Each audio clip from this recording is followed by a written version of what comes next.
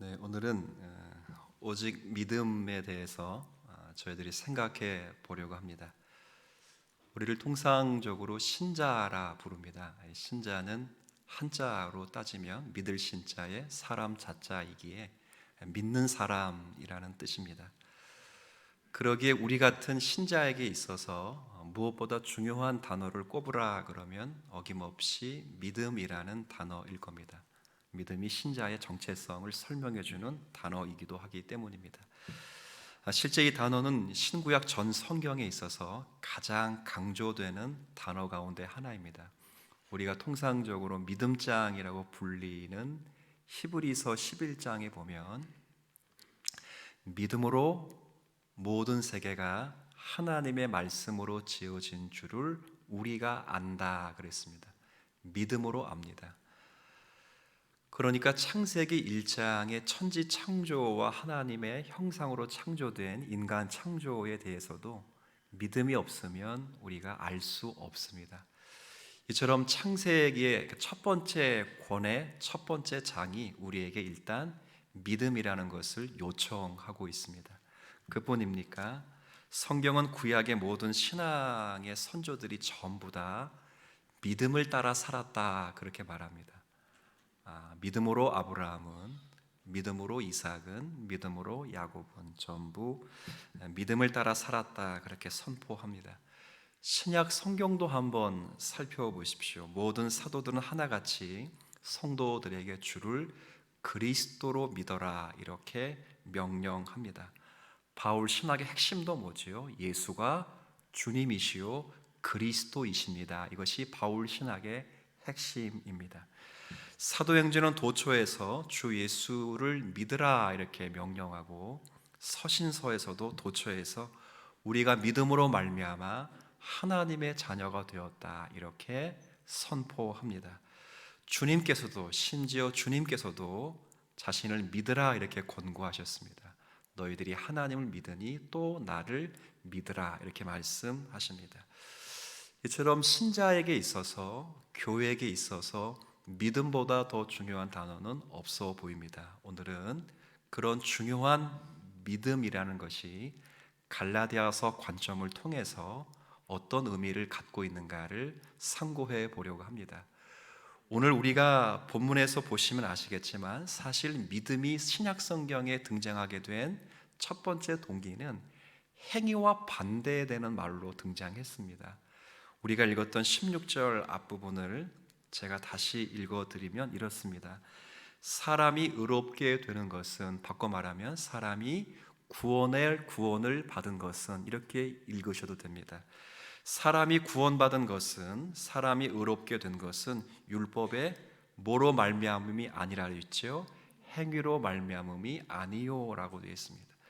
행위로 말미암음이 아니요 오직 예수 그리스도를 믿음으로 말미암은 줄 우리가 안다라고 했습니다. 이처럼 믿음이라는 것이 처음 쓰일 때는 행위의 반대말로 쓰이는 것입니다. 바울이 말하고자 하는 전체적인 의도는 이렇습니다. 유대인들 역시나 이방인들과 마찬가지로 은혜로 구원을 받았다 하는 겁니다. 이 초대교회 당시에는 교회마다 유대인 크리스찬들이 있었습니다. 태어나기는 유대인으로 태어났는데 가로 늦게 예수를 영접하고 교회 안으로 들어온 대상들입니다. 그러니까 유대교가 너무 익숙한 사람이죠. 그런 사람들이 초대교회에 제법 있었습니다.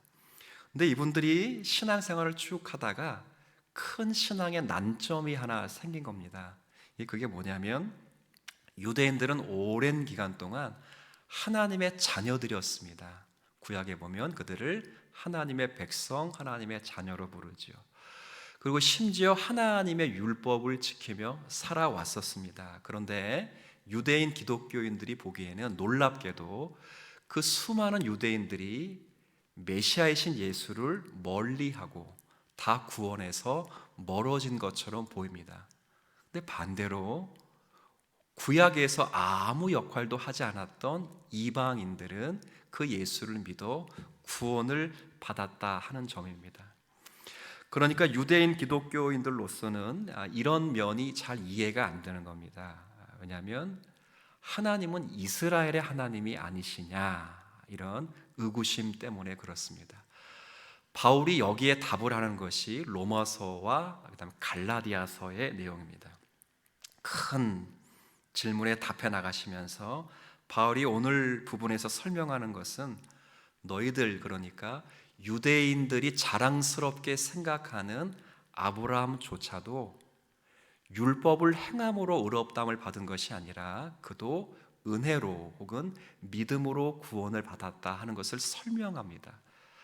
아브라함이 행위를 통해서 구원받은 것이 아니고 율법을 지켜서 구원받은 것이 아니고 저가 성실히 살아서 구원받은 것이 아니라 은혜로 구원을 받았다라는 말을 오늘 하는 것입니다.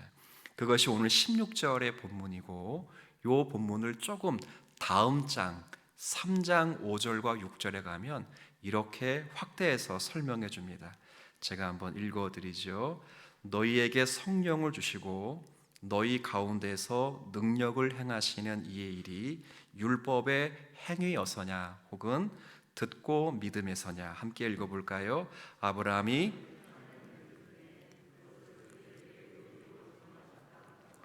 네, 아멘. 여기 파란 글씨에 보면 아브라함이 하나님을 뭐라고 되어 있죠? 믿었다. 율법을 행해서 의롭다함을 받거나 그가 선한 행실 때문에 구원에 이른 것이 아니라 하나님을 믿었기 때문에 구원을 받은 것이다. 그러니까 바꿔 말하면 행위와 반대되는 용어로 쓴 것입니다. 행한 것이 없음에도 구원받았다라는 말을 믿음으로 구원받았다라고 표현한 겁니다. 은혜로 구원받았다라는 말을 믿음으로 구원받았다라고 표현한 것입니다. 이것이 종교개혁자들이 부르짖었던 복음의 본체입니다. 믿음으로 말미암아 구원을 받았다. 여러분, 오해해서는 안 될 부분이 있습니다. 제가 오직 믿음 이렇게 말하니까 믿음만 좋고 나머지는 다 필요 없다 이런 게 아닙니다. 고린도전서 13장의 마지막 절도 있죠. 믿음, 소망, 사랑, 그 중에 제일은, 그러니까 소망도 필요하고 사랑도 필요합니다. 그러니까 오직 믿음이라는 말은 오직 믿음 빼고 나머지 다 버려라, 이제 그런 의미가 아닙니다. 그리고 행위 자체는 아예 신앙생활에 필요 없다, 그런 것도 아닙니다. 야고보서에 보면 행함이 없는 믿음은 그 자체로서는 죽은 믿음입니다. 그러니까 우리의 믿음이 저와 여러분이 가지고 있는 그 믿음이 정말 제대로 된 믿음이라고 여겨지면 그 믿음은 선한 행실로 나타나는 것이 당연합니다. 사무엘 러더퍼드가 생명 언약이라는 책을 쓰면서 이런 믿음에 대해서 이렇게 표현했습니다. 살아있고 참된 믿음이라고 말했습니다. 살아있고 참된 믿음은 반드시 경건한 행실의 열매를 맺추고 맙니다. 그러니까 오직 믿음 그러면 행함이 필요 없다, 그런 의미가 아닙니다. 제가 지금 사용하는 종교개혁자들이 강조했던 오직 믿음은 단지 구원을 얻는 데 있어서 오직 무엇으로 충분하다고요? 믿음으로 충분하다, 그 이야기를 하는 겁니다. 당시 로만 캐톨릭은 구원을 얻는 데 있어서 믿음과 함께 행함이 있어야 구원을 받는다, 이렇게 말했습니다. 그 행함은 로마 교회를 의지하는 행함입니다. 그러니까 교황을 의지하는 거겠죠. 고행이라든가 고해 성사라든가 면죄부라든가 이런 성경이 언급하지 않는 여러 성례들을 의지함으로 함께 믿음과 함께 행함을 가지고 있어야 구원을 얻는다, 이렇게 말을 했는데, 종교개혁자들은 구원은 그리스도를 믿음과 함께 무엇을 더해서 얻는 것이 아니라 오직 그리스도를 모함으로 구원 얻는다고요? 믿음으로만 충분하다, 그렇게 이야기를 하는 것입니다. 그러니까 행함이 빠진 믿음, 행함 필요 없다, 이런 믿음을 이야기하는 것이 아니라 구원을 얻는 그 믿음은 절대 행위가 동반될 순 없다, 그 이야기를 하는 겁니다. 종교개혁자들이 가르쳤던 이야기가 그것이고, 오늘 우리가 읽었던 갈라디아 2장 16절의 말씀과 갈라디아서 3장 5절 6절이 그 이야기를 하는 겁니다. 그런데 이 믿음으로 말미암는 구원이라고 하는 것은 종교개혁 시대를 지나고 나면 100년 정도가 시대가 지나고 나면 어떤 신학자들에게 크게 오해되었습니다. 어떻게 오해되냐면 종교개혁자들이 정리했습니다. 오직 구원은 무엇으로 충분하다고요? 믿음으로 충분하다. 이걸 인정은 한 겁니다. 로만 캐톨릭처럼 믿음과 함께 행위로 구원받는다, 이렇게 말한 것은 정리가 됐습니다. 개신교 안에. 그래서 믿음으로 구원받는다라는 걸 인정을 합니다. 그런데 어떤 잘못된 교리가 생겼냐면, 좋다, 믿음으로 구원을 받지만 믿는 건 누가 믿는 거냐? 누가 믿죠? 내가 믿죠. 내가. 그러니까 믿는 게 행하는 거 아니냐, 이렇게 오해를 한 겁니다. 여러분들이 그런 거 아닐까 이렇게 착각하실 수 있는데, 종교개혁자들이 처음 믿음을 말할 때는 은혜를 받기 위한 수단과 통로로 이야기를 했는데, 지금 제가 말한 이 개신교 안의 잘못된 교리는 은혜를 받기 위한 행위로 믿음을 이해한 것입니다. 지금도 여전히 그러한 주장들이 있습니다. 하나님이 은혜를 주시더라도 일단은 내가 믿어야 되는 거 아니냐, 내가 믿는 거 아니냐, 내가 믿으면 내가 하는 거지, 이렇게 착각을 하는 경우가 있습니다. 물론 야고보서에서 말하는 그런 믿음은 내가 하는 것이 맞습니다. 지금 제가 그런 믿음을 이야기하는 것이 아니라 구원을 얻는 믿음에 대해서 이야기를 합니다. 초장부터 제가 반박을 하면 믿음 또한 하나님의 선물입니다. 이 믿음도 하나님의 선물입니다. 에베소서 2장 8절에 보면 이런 말씀이 있습니다. 너희는 그 은혜에 의하여, 이 말은 구원을 설명하는 단어인데요, 은혜에 의하여, 구원의 동기와 구원의 동력이 뭐냐? 오직 은혜라, 이겁니다. 그러면 그 구원의 동기와 동력인 은혜를 받는 수단이 뭐냐? 무엇으로 말미암아? 믿음으로 말미암은 수단입니다. 구원과 은혜를 받는 수단과 도구가 믿음이라는 거예요. 그래서 이것은 가깝게는 믿음은 이런 뜻이고, 전체의 문장을 받으면 이것은 은혜로 말미암아, 은혜에 의해서 믿음으로 말미암은 이 구원은 너희에게서 나온 것이 아니라 하나님의 뭐라고요? 선물입니다. 그러면 은혜뿐 아니라 믿음 또한 하나님의 선물인 것입니다. 내가 믿었기 때문에 구원을 받은 것이 아니라 여러분을 믿도록 하나님이 성령으로 찾아오셨기 때문에 믿음으로 구원을 받았다, 그 말입니다. 이건 전적으로 다른 것입니다. 우리들 중에 누구도 예수를 믿을 수 없습니다. 죄와 허물로 죽어가던 사람이 아니라, 성경에는 에베소서 2장 1절에 죄와 허물로 죽었던 우리들이기 때문에 죽은 자가 믿음을 가질 수가 없습니다. 그래서 하나님은 처음 그리스도를 믿을 수 있도록, 바꿔 말하면 그 은혜를 받을 수 있도록 우리에게 선물로 무엇을 주셨다고요? 믿음을 주셨다는 겁니다.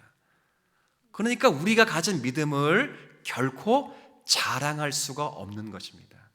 근데 로만 캐톨릭은 이 믿음에 더해서 행위를 더해야 구원을 받을 수 있다고 착각하거나, 아니면 개신교 중에 잘못된 교리는 이 믿음을 아예 행위로 변질시켜 버려서 지금도 우리에게도 네가 구원받으려면 네가 믿음이라는 행위를 해야 된다라고 착각을 하게 됩니다. 그렇지 않습니다.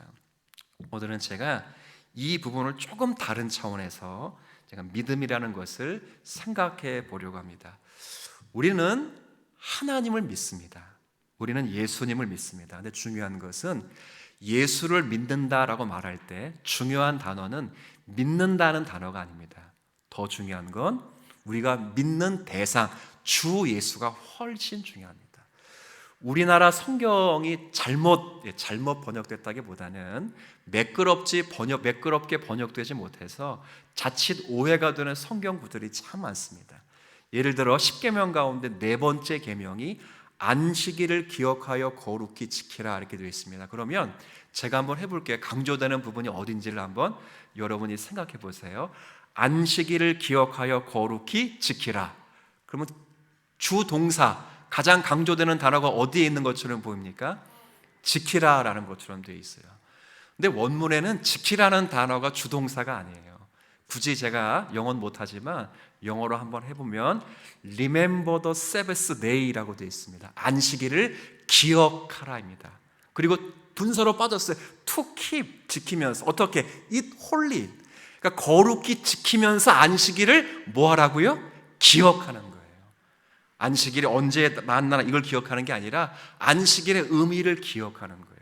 똑같이 주 예수를 믿으라라고 말할 때 믿으라가 강조점이 아니라 무엇을 믿느냐가 훨씬 중요한 거예요. 왜냐하면 믿음 자체가 우리를 구원하시는 걸 하는 게 아니라 믿음의 대상이신 예수님이 우리를 구원하시는 줄 믿으시기를 바랍니다. 그러니까 내가 믿는 행위보다 훨씬 중요한 것은 그 믿음을 주시는 주님이 어떤 분이신가가 훨씬 중요합니다. 내가 믿는 강도나 믿음의 방법보다 훨씬 중요한 것은 내가 믿고 있는 그 믿음의 대상이 얼마나 능력이 있으신가가 훨씬 중요합니다. 그래서 신앙의 중요한 문제는 내가 얼마나 열심히 믿느냐, 믿지 않느냐에 달려있지 않습니다. 우리의 믿음의 대상인 그분이 우리를 구원하시기 위해서 얼마나 능력이 넉넉한 분이신가에 달려있습니다. 이게 잘 이해가 안 되셔서 제가 옛날 어른들이 잘 사용했던 예를 하나 들어 설명드리겠습니다.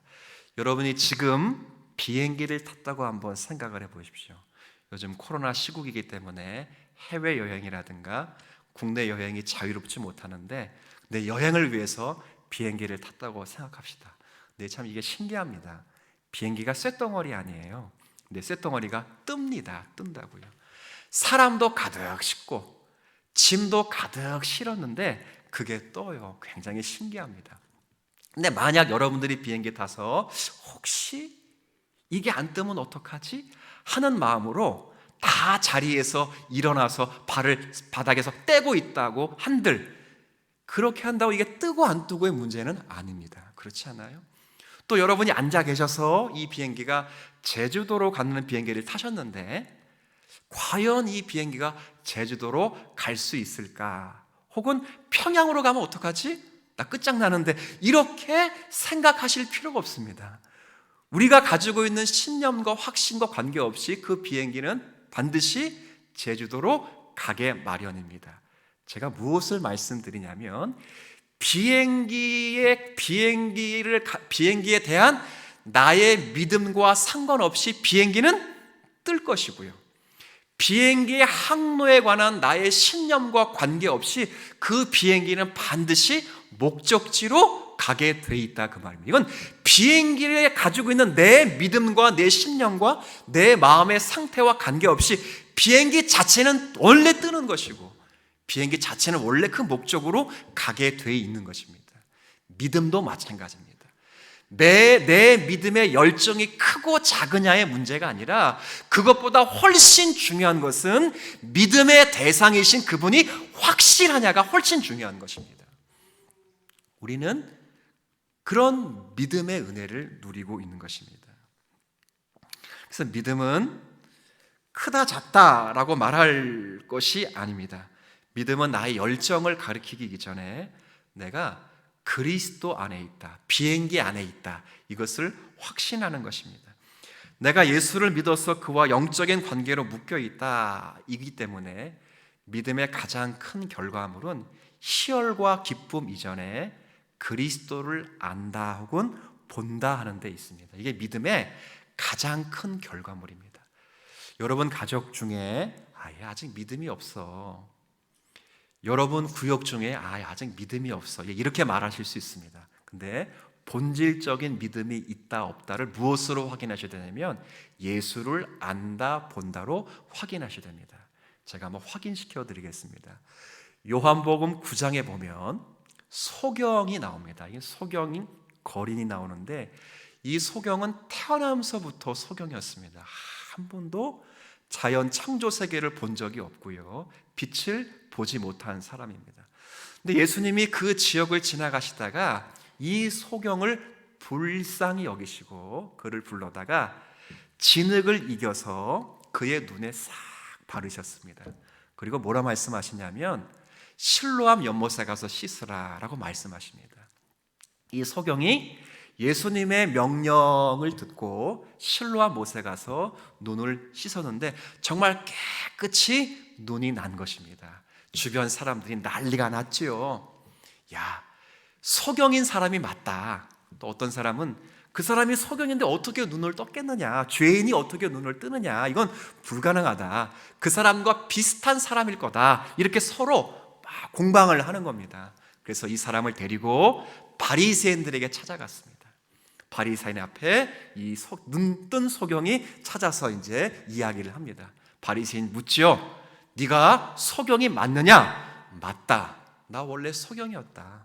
바리새인이 또 묻습니다. 근데 너 어떻게 눈을 떴느냐? 소경이 이야기합니다. 예수가 하라는 대로 했다. 이렇게 말합니다. 그 난리가 났습니다. 이 바리새인들이 이제 큰일 났죠.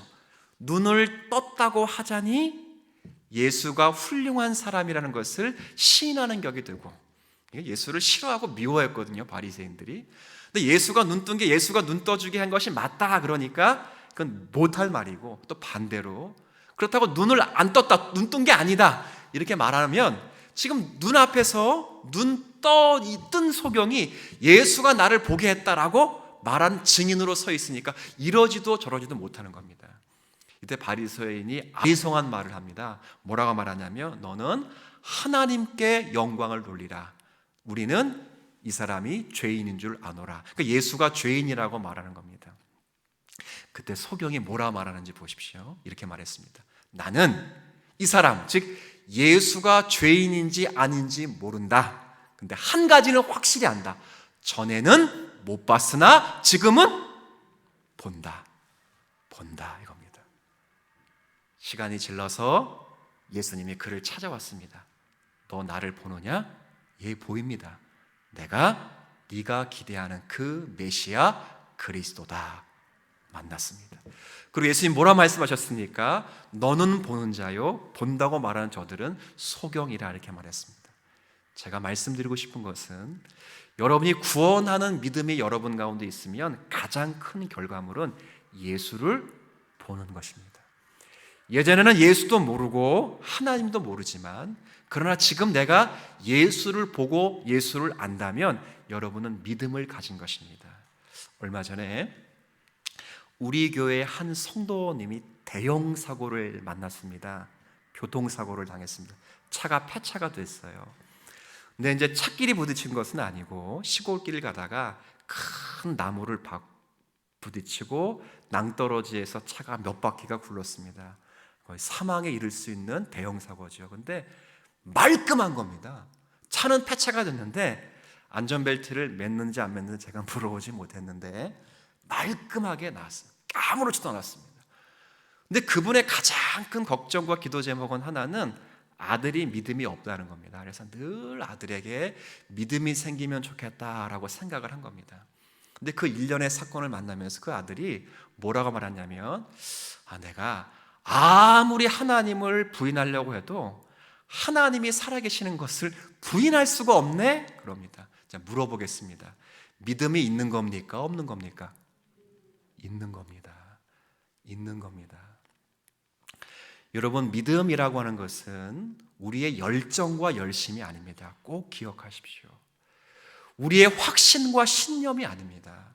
우리가 받은 믿음은 예수 그리스도를 의지하는 것이고, 예수 그리스도를 보는 것이고, 예수 그리스도를 기대하는 것이 믿음인 줄 믿으시기를 바랍니다. 제가 한번 체크해 드릴까요? 여러분, 예수님을 사랑하십니까? 여러분들은 예수님이 나의 하나님이심을 믿으십니까? 자, 그러면 여러분이 뭐가 있어요? 믿음이 있는 것입니다. 자책하시면 안 됩니다. 그 믿음을 창설하신 예수님께서 믿음을 완성해 주시는 그날까지 여러분의 허락된 믿음으로 여러분들은 열심히 예수님을 의지하시며 예수님을 알아가셔야 합니다. 요한복음 17장 3절에 뭐라고 되어 있죠? 영생은 하나님과 그가 보내신 예수 그리스도를 아는 것입니다. 보는 것입니다. 의지하는 것입니다. 기대하는 것입니다. 이것이 우리에게 하나님이 허락하신 믿음입니다. 목사님, 그거 다 압니다.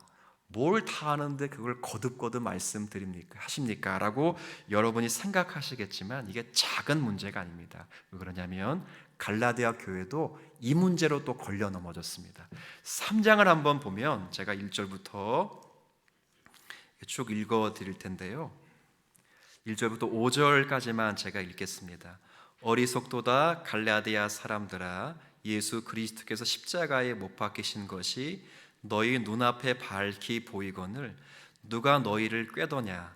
내가 너희에게서 다만 이것을 알려 하노니 너희가 성령을 받은 것이 율법의 행위로냐 혹은 듣고 믿음으로냐? 너희가 이같이 어리석으냐? 성령으로 시작하였다가 이제는 육체로 마치겠느냐? 너희가 이같이 많은 괴로움을 헛되이 받았으나 과연 헛되냐? 너희에게 성령을 주시고 너희 가운데서 능력을 행하시는 이의 일이, 함께 읽겠습니다. 율법의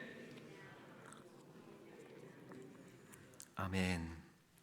여러분이 오늘 주위에서 보실 구절은 3절입니다. 너희가 성령으로 시작하였는데 육체로 마치겠느냐, 이 말입니다. 무슨 말이냐면 우리가 아시는 대로 갈라디아 교회는 바울 선생님이 선교 여행 중에 세운 교회입니다. 그러니까 전도를 통해서 세워진 교회인데, 근데 이후에 갈라디아 교회에 유대로부터 거짓 교사들이 유입됐습니다. 이 사람들이 어떤 가르침을 가르쳤냐면 예수 그리스도를 믿음으로 구원을 받는 것은 맞지만 그 구원을 확실하게 하기 위해서는 할례를 받아야 된다라고 말했습니다. 그러니까 사도 바울은 주 예수를 믿음으로 말미암아 구원을 받는다를 가르쳤는데 여기에 대해서 할례를 받아야 구원을 받을 수 있다라고 말했습니다. 그러니까 갈라디아 교회 성도들이 이 미혹에 유혹되어서 그리스도를 믿는 믿음과 함께 할례를 받으려고 지금 딱 그러고 있는 시점입니다. 거기에 갈라디아서 4장에 이르게 되면 거기다가 월삭과 절기를 지켜야 된다라고 이야기해서 마치 절기를 다시 지키려고 했던 그런 교회입니다. 이때 바울이 경악하면서 쓴 편지가 갈라디아서의 말씀입니다. 그래서 3절에 보면 아주 통렬한 말씀을 하죠. 너희가 성령으로 시작하였다가 육체로 마치겠느냐. 무슨 말입니까? 너희가 믿음으로 은혜를 받았는데 이 은혜에 덧붙여서 율법을 지키려 하느냐. 그것은 하나님의 은혜가 은혜되지 않게 하는 것이다. 이렇게 말합니다. 여러분이 보시면서 갈라디아 교회가 참 어리석다, 우리는 안 그러는데 그렇게 생각하실 수 있어 보입니다. 그런데 제가 이렇게 말씀하는 것은 우리도 역시 이와 비슷한 실수들을 많이 하기 때문에 그렇습니다. 우리는 분명히 믿음을 통해서 그리스도를 봅니다. 믿음을 통해서 그리스도에게 소망을 두고 믿음을 통해서 그리스도가 유일한 생명의 길임을 압니다. 우리가 오직 하나님께 가는 방법은 그리스도뿐이라는 것을 알고 그분이 유일한 길이라는 것을 다 압니다. 그런데 자꾸 시간이 흐르면 이 길에 다른 길을 만듭니다. 우리가 하나님께 가는 유일한 길은 그리스도 한 분밖에 없고 그분을 믿음으로 갈 수밖에 없다는 것을 알면서도 우리는 하나님께 가는 길이 더 있다고 말합니다. 네가 헌금을 많이 하면, 네가 기도를 많이 하면, 네가 전도를 많이 하면 덧붙이기 시작합니다. 그래서 헌금을 많이 하면, 기도를 많이 하면 하나님께 더 간다, 이렇게 이야기를 합니다. 근데 이게 얼마나 잘못된 거냐를 생각해 보십시오. 예를 들어드리겠습니다. 믿음의 기도가 무엇이냐? 믿음의 기도는 저와 여러분이 생각하는 것처럼 열심 있는, 열정 있는 기도가 아닙니다. 여러분이 기도를 드릴 때 여러분이 열심히 성실히 그냥 아주 간절히 기도했기 때문에 여러분의 기도가 하나님께 상달되는 것이 아니라 우리의 기도가 하나님께 나아갈 수 있고 상달될 수 있는 것은 우리의 기도의 중보자가 그리스도이시기 때문에 우리의 기도가 상달되는 것입니다. 믿으십니까? 다른 것입니다. 열심히 기도하라, 이 권면을 할 수 있습니다. 그러나 열심히 기도했기 때문에 하나님 우리를 사랑하시는 것이 아닙니다. 여러분의 탄원적인 기도를 들으시는 것은 여러분이 그리스도 안에 있기 때문입니다. 여러분이 헌금을 진심으로 많이 했기 때문에 하나님 여러분을 사랑해 주셨던 것이 아니라 여러분이 그리스도 안에 있는 지체이고 하나님이 사랑하시는 자였기 때문에 진심으로 작게 드리든 진심으로 많게 드리든 여러분의 헌금을 받으시는 하나님이십니다. 이걸 뒤집으면 안 됩니다. 갈라디아 교회의 실수가 사실은 우리에게도 반복됩니다. 여러분이 가치 있는 것은, 여러분이 가치 있는 때는 여러분이 그리스도 안에 있기 때문에 가치가 있지, 여러분이 경건하기 때문에 가치가 있는 것은 아닙니다. 목사님 무슨 말이 도대체 모르겠습니다. 이걸 잘 모르면 신앙생활 죄송합니다만 잘못해 오신 겁니다. 저와 여러분이 하나님 앞에 가치가 있는 것은 그리스도 예수와 연합되어 있기 때문에 가치가 있는 것이지, 저와 여러분이 경건했기 때문에 가치가 있는 것은 아닙니다. 제가 얼마 전에도 들어드렸던 이솝 우화 이야기를 잘 아십니다. 거북이 이야기 한번 들어보셨을 거예요. 거북이는 날개가 없죠. 근데 이 거북이가 이솝 우화에 보니까 소망이 하나 있습니다. 날고 싶은 거예요. 근데 날개가 없어서 날 수가 없으니까 친한 친구 독수리에게 부탁을 한 겁니다. 독수리야, 네가 좀 힘이 있으니까 나를 꽉 잡고 하늘을 좀 날아다오. 나는 날개가 없어서 날 수가 없다. 이렇게 청을 했어요. 그랬더니 독수리가 사랑하는 또 친구의 부탁이니까 어떻게 거절을 합니까? 꽉 발로 잡아서 하늘을 막 납니다. 독수리가 거북이를 잡고 하늘을 나니까 거북이가 너무 신이 난 겁니다. 이야, 내가 난다, 나 난다. 그러다가 자기가 진짜로 나는 줄 착각합니다. 그래서 거북이가 독수리에게 말합니다. 이제 놔. 나 날고 있어, 놔. 독수리가 겁이 잔뜩 나서 안 돼. 너 놓으면 큰일 날 것 같아. 나 이 자식아, 놔. 나 날다니까. 독수리가 진짜 논다. 놔. 놨어요. 어떻게 됐을까요? 돌아가셔 장례식을 치렀죠. 거북이가 날 수 있었던 것은 독수리 품 안에 있기 때문에 그렇습니다. 우리가 하나님 앞에 사랑받고 하나님 앞에 가치 있고 아름다운 것은 저와 여러분이 그리스도 예수 안에 있기 때문입니다. 여러분이 경건하기 때문에 하나님 여러분을 사랑하시는 것이 아닙니다. 여러분이 하나님께 사랑받을 만한 짓을 했기 때문에 하나님이 사랑하시는 것이 아닙니다. 여러분이 하나님께 사랑받을 만한 행동들을 할 것 같아서 하나님 여러분을 사랑하시는 것이 아닙니다. 여러분이 그리스도 예수 안에서 예정된 하나님의 자녀고, 예정된 하나님의 자녀에게 예정된 그 시간의 믿음을 선물로 주셔서 하나님이 여러분을 구원하셨기 때문에, 그리스도 예수 안에 여러분 있기 때문에 하나님이 여러분을 사랑하시고 가치 있게 여기심을 믿으시기를 주의 이름으로 축원합니다. 근데 살다 보면 착각을 한다고요. 하나님께 가는 길은 많다. 목사에게 충성하면 더 잘 간다. 저한테 안 해도 돼요. 그 믿음을 가지고 그리스도를 붙잡으시길 바랍니다. 기도 많이 한다. 더 빨리 간다. 더 많이 느낄 수는 있습니다. 그러나 기도를 했다고 여러분을 하나님이 구원하시는 것은 아닙니다.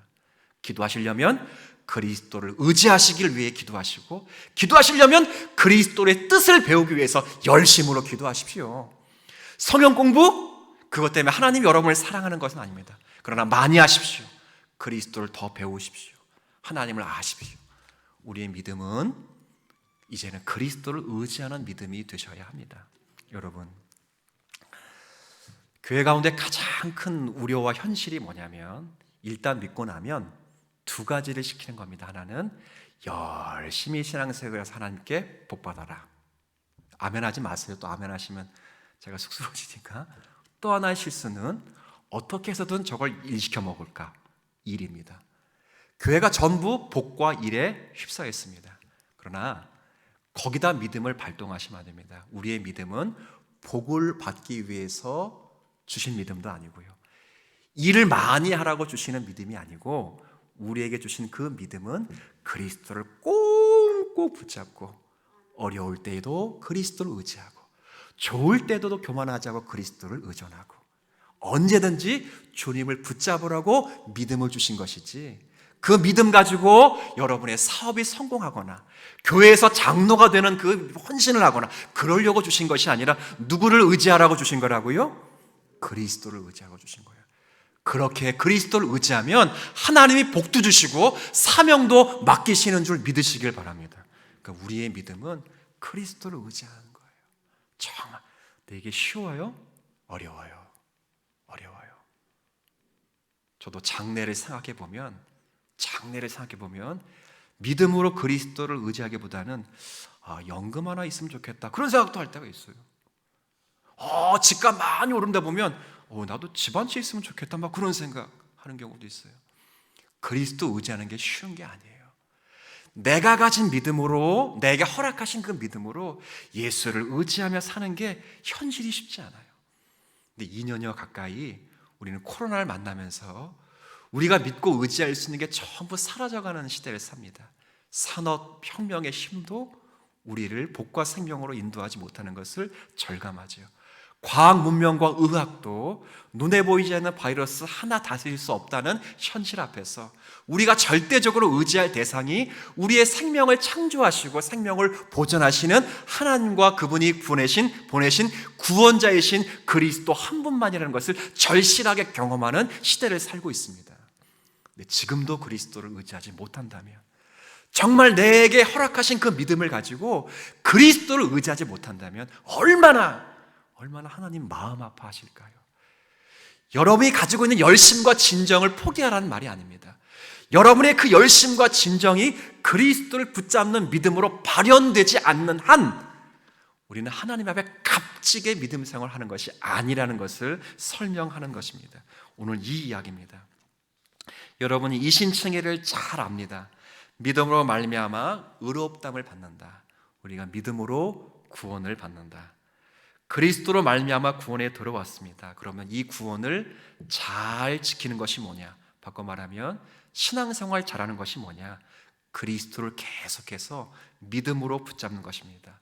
믿음의 주요 온전케 하시는 예수를 바라보자. 바꿔 말하면 믿음의 창설자이시요 믿음의 완성자 되시는 예수를 붙잡아라. 이게 믿음의 요체입니다. 이게 히브리서 12장입니다. 히브리서 11장이 믿음의 얘기를 한 다음에 그 믿음을 12장 2절에서 잘 설명해 줍니다. 결론 지어주고 적용합니다. 믿음이 뭐냐? 그리스도를 의지하는 것이다. 왜? 그분은 내게 믿음을 만들어셨을 뿐 아니라 믿음의 온전케 하신 믿음의 완성자이시다. 그러니 그 믿음의 주인 되시는 그리스도를 의지하는 것이 그것이 참된 믿음이다. 이렇게 말씀하는 것입니다. 인간의 의지에 기반을 둔 신념이 아니라 그리스도의 은혜를 신뢰하는 그 의뢰. 신념이 강한 게 좋은 믿음이 아니라 내 의지가 흔들릴 때도 나를 결코 버리거나 포기하지 않으시는 그 하나님께 자신의 모든 기대를 거는 것, 이것이 성경이 말하는 믿음입니다. 목사가 왜 저렇게 열을 내느냐, 여러분이 그렇게 생각하실 수 있겠죠. 그러나 여기서 벗어나면 복음이 아니기 때문에 그렇습니다. 여러분이 조심해야 될 것은 내가 얼마나 열정이 있나가 아니라 내가 그리스도를 의존하고 있느냐 그 말입니다. 나를 의존하면, 나의 행위와 나의 경건을 의지하면 하나님 앞에 의롭다움을 받을 인생이 없습니다. 그러나 그리스도의 의를 의존하면 우리는 어떤 환경에 있을지라도 하나님이 그리스도 예수 안에 우리를 구원하셨으니 우리를 그리스도로 다시 회복시켜 주신다는 것을 의심할 필요가 없는 것입니다. 이게 우리가 받은 구원의 내용입니다. 사랑하는 성도 여러분, 그리스도 안에서 저와 여러분이 같이 있다는 것을 다시 한번 새롭게 갱신해 주시길 바랍니다. 그리고 여러분이 가지고 있는 모든 믿음을 동원해서 복과 일을 하는 곳으로 쓰이지 마시고 나에게 믿음을 주신 그 그리스도를 어떻게든 간에 기대하시고 그분의 약속을 확신하시고 그 약속하신 하나님을 신실하게 신뢰하시는 일에 여러분의 모든 믿음이 발현되어서 이 믿음으로 승리하실 수 있는 저와 여러분이 되었으면 좋겠습니다. 기도하겠습니다.